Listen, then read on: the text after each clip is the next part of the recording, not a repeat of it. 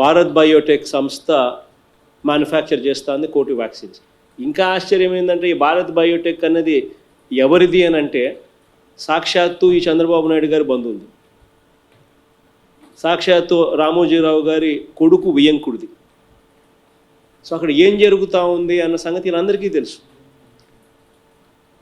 దేశం మొత్తం 7 కోట్ల వ్యాక్సిన్స్ మాత్రమే మ్యానుఫ్యాక్చర్ చేసే పరిస్థితి ఉంటే దేశానికి మొత్తం ఇంతవరకు ఇచ్చింది ఎంత అని చెప్పి చూస్తే కేవలం 17 కోట్ల డోసులు మాత్రమే దేశం మొత్తానికి ఇచ్చినారు. దేశం మొత్తానికి అవసరం ఎంత అని చెప్పి చూస్తే 45 సంవత్సరాల పైచిలుకు ఉన్న వాళ్ళు పైన ఉన్న వాళ్ళు 26 కోట్ల మంది జనాభా వాళ్ళ లెక్కల ప్రకారమే. అంటే ఇంటూ 2 డోసులు అంటే 52 కోట్లు. అంతకన్నా తక్కువ 45 సంవత్సరాల నుంచి 18 సంవత్సరాల్లో ఉన్న వాళ్ళు ఎంతమంది అని అంటే 60 కోట్ల మంది జనాభా ఉన్నారు. అంటే ఇంటూ 2 డోసులు అంటే 120 కోట్లు. అంటే 120 కోట్లు ప్లస్ 52 కోట్లు అంటే 172 కోట్ల డోసులు దేశానికి అవసరమైతే ఇంతవరకు కేవలం 17 కోట్ల డోసులు మాత్రమే భారతదేశం అడ్మినిస్టర్ చేయగలిగింది. అంటే నాట్ ఈవెన్ 10%, లెస్ దెన్ 10% మాత్రమే అడ్మినిస్టర్ చేసిన పరిస్థితి ఈరోజు దేశంలో కనపడతా ఉంది. ఇక మన రాష్ట్రం గురించి పరిస్థితి వస్తే 45 సంవత్సరాల పైచిలుకున ఉన్న వాళ్ళు ఎంతమంది అని చూస్తే including front line workers, health వర్కర్స్తో కలుపుకుంటే 1.48 crores జనాభా. అంటే ఇంటూ 2 డోసెస్ అంటే దాదాపుగా 3 కోట్ల డోసులు. అదే రకంగా 45 సంవత్సరాల దిగువన 18 సంవత్సరాల నుంచి 45 సంవత్సరాల వయసులో ఉన్న వాళ్ళు ఎంతమంది అని చెప్పి చూస్తే దేర్ ఆర్ నదర్ 2 కోట్ల మంది జనాభా ఆంధ్ర రాష్ట్రంలో. అంటే ఇంటూ 2 డోసెస్ అంటే మరో 4 కోట్లు. అంటే ఆంధ్ర రాష్ట్రానికి దాదాపుగా 7 కోట్ల డోసులు అవసరం ఉంటే 18 సంవత్సరాల నుంచి పైచిలుకు ఉన్న వాళ్ళు ఎంతమంది ఉన్నారు అని చెప్పి లెక్కేస్తే 1.48 crores ప్లస్ 2 crores ఈ 3.5 crores దాదాపుగా ఇంటూ 2 డోసెస్ అంటే దాదాపుగా 7 కోట్ల డోసులు ఆంధ్ర రాష్ట్రానికి అవసరం ఉంటే ఇంతవరకు కేవలం 73 లక్షల డోసులు మాత్రమే కేంద్రం నుంచి మనకు అందాయి. ఈరోజు ఈ పరిస్థితి ఇది ఉంది అని అందరికీ తెలుసు. వ్యాక్సిన్ కంపెనీలు కూడా మనం డబ్బులు ఇస్తామని చెప్పి మనం చెప్పినా కూడా వాళ్ళు తీసుకోవడం లేదు. మాకు సప్లై చేయండి అని చెప్తే కూడా వాళ్ళు చేయడం లేదు. ఎందుకనంటే అన్నీ కూడా కేంద్ర ప్రభుత్వ నియంత్రణలో నడుస్తూ ఉన్నాయి. ఇన్ఫ్యాక్ట్ కేంద్రము సుప్రీంకోర్టుకు అఫిడవిట్ కూడా దాఖలు చేసింది నిన్న. ఆ దాఖలు చేసిన అఫిడవిట్లో వాళ్ళు క్లియర్గా రాశారు, మేము రాష్ట్రాలు ఎంత అడిగితే ఎంత కొనుగోలు చేయాలనుకుంటే అంత ఇచ్చే పరిస్థితి లేదు. వ్యాక్సిన్ కంపెనీలు మా నియంత్రణలోనే సాగాలి. వ్యాక్సిన్ కంపెనీలు మేము ఎంత కోటా కేటాయింపు చేస్తే అంత కోటా మాత్రమే ఆయా రాష్ట్రాలకు ఇవ్వాలి, అంతకన్నా ఎక్కువ ఇవ్వకూడదు. డబ్బులు ఇస్తే డబ్బులు ఇచ్చే రాష్ట్రం ఏదైనా కానీ డబ్బులు ఇవ్వని రాష్ట్రం అయినా కూడా రెండూ ఒకే మాదిరిగానే ఉండాలి. జనాభా ప్రాతిపదికన మేము అలాట్ చేస్తాము కోటాను, ఆ కోటా ప్రకారమే వ్యాక్సినేషన్ కంపెనీలు వ్యాక్సిన్ సప్లై చేయాలి అని చెప్పి ఏకంగా కేంద్ర ప్రభుత్వం సుప్రీంకోర్టులో అఫిడవిట్ కూడా వేసింది. ఇలాంటి పరిస్థితి ఉంది అని తెలిసి కూడా ఈరోజు కూడా నాకు బాధ అనిపిస్తుంది. Leader of the opposition and Eenadu, ఈ ఆంధ్రజ్యోతి ఇట్లాంటి పేపర్లు చూస్తూ ఉన్నప్పుడు, TV5 ఇట్లా TV5 లాంటి ఛానళ్ళు చూస్తూ ఉన్నప్పుడు 45 కోట్లు మాత్రమే ఆంధ్ర రాష్ట్రం ఇస్తామని చెప్పింది.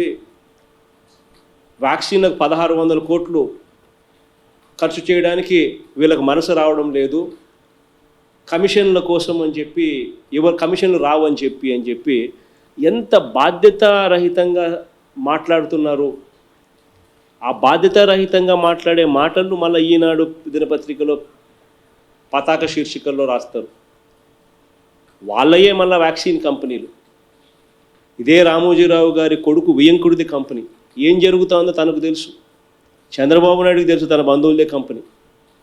అయినా కూడా వక్రీకరించేదానికోసం, ప్రభుత్వం మీద దుష్ప్రచారం చేసేదానికోసం, కలెక్టర్ల మీద దుష్ప్రచారం చేసేదానికోసం ప్రజల్లో అలజడి క్రియేట్ చేసే దానికోసం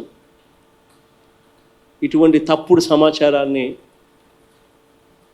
ఇటువంటి తప్పుడు మెసేజింగ్ చేస్తూ ఉన్నారు. అందులో భాగంగానే ఒకవైపున వ్యాక్సిన్స్ కానివ్వండి, ఒకవైపున హెల్త్ కేర్ కానివ్వండి, ఒకవైపున ఆక్సిజన్ సప్లై కానివ్వండి, ఎక్కడా కూడా రాష్ట్రంలో జరగని, దేశంలో ఎక్కడ జరగని విధంగా I'm proud of my collectors, I'm proud of my administration.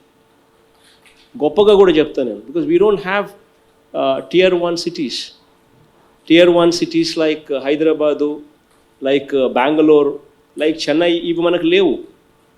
లేనప్పటికీ కూడా మన దగ్గర మార్టాలిటీ రేట్లు, మన దగ్గర చనిపోయే వారి సంఖ్య పాజిటివిటీతో కంపేర్ చేస్తే చనిపోయే వారి సంఖ్య one of the least in the country. బహుశా కేరళ మనకన్నా కొద్దిగా తక్కువ ఉందేమో, మిగిలిన రాష్ట్రాలు అన్నిటికన్నా కూడా మనం చాలా బెటర్గా ఉన్నాం. కారణం, I'm proud to say that entire administration, entire officers, కలెక్టర్ల స్థాయి నుంచి గ్రామ వాలంటీర్, ఆశా వర్కర్ స్థాయి దాకా కూడా ఎంతో కమిటెడ్గా పనిచేస్తూ ఉన్నారు కాబట్టి, ఎంతో చిత్తశుద్ధితో పనిచేస్తూ ఉన్నారు కాబట్టి ఈ రిజల్ట్స్ వస్తూ ఉన్నాయి. I'm proud of you people. But yes, కొన్ని ఘటనలు జరుగుతూ ఉన్నాయి. We're living in an environment which is politically charged. జీర్ణించుకోలేని పరిస్థితిలో కొంతమంది రాజకీయ నాయకులు, కొంతమంది ఎల్లో మీడియా సంస్థ యాజమాన్యాలు ఉన్నాయి కాబట్టి వీళ్ళందరితోనూ కూడా మనం డీల్ చేయాల్సిన పరిస్థితి తప్పదు. సో ఇంకా అలర్ట్గా ఉందాం, ఇంకా జాగ్రత్తలు తీసుకుందాం, ఇంకా మానవత్వం ప్రదర్శిస్తాం, ఇంకా హ్యూమెన్గా తయారవుదాం. నిన్న చనిపోయిన ఘటనలో 11 మందో ఎంతమంది అయితే చనిపోయారో వాళ్ళందరికీ కూడా పూర్తిగా మన తప్పు కాకపోయినప్పటికీ, పక్క రాష్ట్రం నుంచి రావాల్సిన ఆక్సిజన్ సప్లై సరైన సమయంలో రాలేదు కాబట్టి జరిగినప్పటికీ, అయినా కూడా లెట్ us టేక్ ఓనర్షిప్. ఆ చనిపోయిన ప్రతి కుటుంబానికి కూడా I'm instructing the Chittoor collector to make sure that 10 లక్షల రూపాయలు ఎక్స్గ్రేషియా కూడా ఖచ్చితంగా ఆ ప్రతి కుటుంబం దగ్గరికి వెళ్ళి కలెక్టర్ను దయచేసి ఇవ్వమని చెప్పి అడుగుతా ఉన్నా. Make sure that the collector and the joint collector, one of them definitely go there, give them a humane touch, associate yourself with the family, give them the confidence. ఇచ్చి వాళ్ళకు కనీసం 10 లక్షల రూపాయలు ఎక్స్గ్రేషియా కూడా ఖచ్చితంగా ఇవ్వండి. ఇచ్చి లెట్స్ ఓన్, ఎస్, తప్పు ఎవరి దానిలో జరిగినా కూడా తప్పు జరిగింది. ఆ తప్పులు కూడా ఇంకా జరగకోకుండా ఫ్యూచర్లో ఇంకా ఎలా చేయగలుగుతాం, ఇంకా ఎలా మెరుగ్గా చేయగలుగుతాం అన్న అంశాల మీద let's focus. Accepting a mistake అనేది మన గవర్నమెంట్లో ఎప్పుడూ కూడా చిన్న చూపు కాదు. Our government is always stood for transparency. మన గవర్నమెంట్లో వీ హ్యావ్, దేశం మొత్తము ఎలా ఒక మాదిరిగా ఉన్న మన రాష్ట్రంలో మాత్రం ట్రాన్స్పరెన్సీకి అత్యంత పెద్ద పీట వేశారు. టెస్టుల పరంగా కానీ, ట్రీట్మెంట్ పరంగా కానీ, ప్రతి అడుగులోనూ కూడా we've shown to the nation that how transparent we are అని చెప్పి ప్రతి అడుగులోనూ అదే చేస్తూ ఉన్నాం. ఈరోజు బటన్ నొక్కితే ఈ 2 సంవత్సరాల కాలంలోనే, 23 నెలల కాలంలోనే బటన్ నొక్కితే దాదాపుగా 87,000 కోట్ల రూపాయలు డైరెక్ట్ బెనిఫిట్ ట్రాన్స్ఫర్ జరిగింది. ఒక బటన్ నొక్కుతానే ఇక్కడ నుంచి ఎటువంటి కరప్షన్కు తావు లేకుండా, ఎటువంటి డిస్క్రిషన్కు తావు లేకుండా, ఎటువంటి వివక్షకు తావు లేకుండా బటన్ నొక్కుతానే 87,000 కోట్ల రూపాయలు పేదలకు, అర్హులకు ట్రాన్స్ఫర్ చేశాం. మరి అటువంటి బటన్ నొక్కుతేనే ట్రాన్స్ఫర్ 87,000 కోట్లు చేసిన ఈ ప్రభుత్వం కేవలం 1,600 కోట్ల రూపాయలు వ్యాక్సినేషన్ కోసం ఖర్చు చేయడానికి నిజంగా వెనకాడుతుందా? ఇటువంటి దారుణమైన వ్యవస్థలో మనం ఉన్నప్పటికీ కూడా we'll have to fight. Let's become more human in doing so అని చెప్పి ప్రతి కలెక్టర్కు కూడా ఈ సందర్భంగా కూడా నేను చెప్తా ఉన్నా.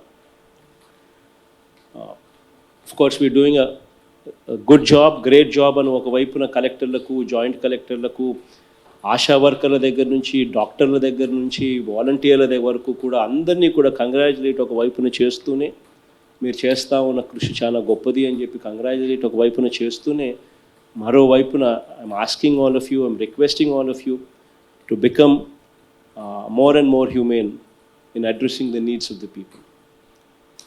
సిమిలర్లీ ఈ వ్యాక్సినేషన్కి సంబంధించిన ఈ దుష్ప్రచారాన్ని కూడా ప్రతి సందర్భంలోనూ తిప్పికొట్టాల్సిన అవసరం ఉంది. ఎందుకనంటే ఈ దుష్ప్రచారం ఎక్కువయ్యి కావాలని రాజకీయ లబ్ధి కోసం కావాలని దుష్ప్రచారం చేసే ప్రక్రియలో ప్రజలను రెచ్చగొట్టి వాళ్ళ భావోద్వేగాలతో ఆడుకుంటూ over crowding of vaccination centres తీసుకొని చేయడం వల్ల అసలు they would become places where Covid would spread. So అలాంటి పరిస్థితి రాకుండా చూసుకోండి. Tell everybody vaccination will be done free of cost. We are committed to doing it. But vaccination కొరత ఉంది కాబట్టి వ్యాక్సినేషన్ అన్నది కేంద్ర ప్రభుత్వం కోటా ప్రకారం మనకు కేటాయిస్తూ ఉంది. ఆ కోటా ప్రకారం మాత్రమే మనము వ్యాక్సినేషన్ వేయగలుగుతాం. ఇటువంటి రియాలిటీలో మనం ఉన్నాం కాబట్టి మీ టర్న్ వచ్చేదాకా దయచేసి కాస్త ఓపిక పట్టండి అన్న మెసేజింగ్ ఖచ్చితంగా జరగాలి. ఈ మే బహుశా ప్రాబబ్లీ అంటిల్ June 15th అనుకుంటున్నా నేను. మనకు ఇంకా ఫస్ట్ డోసు వేసుకున్న వాళ్ళు 45 సంవత్సరాల పైచిలుకు ఉన్నవాళ్ళు, పెద్దవాళ్ళు ఎవరైతే ఉన్నారో 60 ఏళ్ళు, ఇటువంటి వాళ్ళు పెద్దవాళ్ళు ఎవరైతే ఉన్నారో వాళ్ళందరికీ సెకండ్ డోస్ ఇంకా డ్యూ ఉంది. వాళ్ళందరికీ సెకండ్ డోస్ ఇవ్వకపోతే ఫస్ట్ డోస్ వేసింది వేస్ట్ అవుతుంది. సో ఇటువంటి సెకండ్ డోస్ డ్యూ ఉన్న వాళ్ళు ఇంకా 33,45,225 మంది ఉన్నారు. సో ఇటువంటి వాళ్ళకు second dose they are due. So మనకు వ్యాక్సిన్స్ చూస్తే ఇప్పుడు నెలకు యావరేజ్గా 20 లక్షలు వస్తూ ఉన్నాయి. సో ఇలాంటి పరిస్థితుల్లో ఫస్ట్ డోసు వేసుకున్న పెద్దవాళ్లకు 45 అండ్ అబవ్ ఎవరైతే ఉన్నారో, 60 years అండ్ అబవ్ ఎవరైతే వాళ్ళు ఉన్నారో వాళ్ళకు ఫస్ట్ ప్రయారిటీ ఇవ్వాలి. సో వ్యాక్సినేషన్ సెకండ్ డోస్ అనేది మోస్ట్ ఇంపార్టెంట్ థింగ్. సో ఈ 33,45,225 అయిపోయేదాకా ఫస్ట్ వాళ్ళని అయిపోయేయాలి. అవి అయిపోయిన తర్వాత 45 అండ్ అబవ్ మళ్ళీ ఫస్ట్ డోస్కి వస్తాం మిగిలిన వాళ్ళకు కూడా. అట్లా first we will complete the entire 45 years and above. దాని తర్వాత వీ విల్ కమ్ టు 45 కిందికి వస్తాం. అట్లా మనకు కోటా ప్రకారం ఎన్నైతే మనకు వస్తాయో మనం వ్యాక్సినేషన్ క్వాంటిటీ మనకు ఇంప్రూవ్ అయ్యే కొద్దీ, ఇన్ఫ్యాక్ట్ మనం కూడా చాలా ఎఫర్ట్ పెడతా ఉన్నాం వ్యాక్సినేషన్స్ పెంచుకునే దానికోసం, తెచ్చుకునే దానికోసం. బట్ ఇవన్నీ కూడా దే విల్ టేక్ టైం. అవి జరిగేదాకా మనకు we need to stagger the vaccination process. And అది క్లియర్ కట్గా ఎక్స్ప్లెయిన్ చేయగలగాలి. ఎటువంటి మిస్ఇన్ఫర్మేషన్ లేకుండా government is doing everything what it can do and in the best possible way to bring about to bring about efficiency to the best possible limits. అనేది clear కట్గా messaging చేస్తూ we would have to educate people and we would have to keep them ready. We'll have to make them ready, make them alert also on this campaigning going on. So ఇవన్నీ కూడా ఖచ్చితంగా జాగ్రత్తలు తీసుకోమని చెప్పి అందరు కలెక్టర్లకు కూడా ఐఎమ్ రిక్వెస్టింగ్ దెమ్.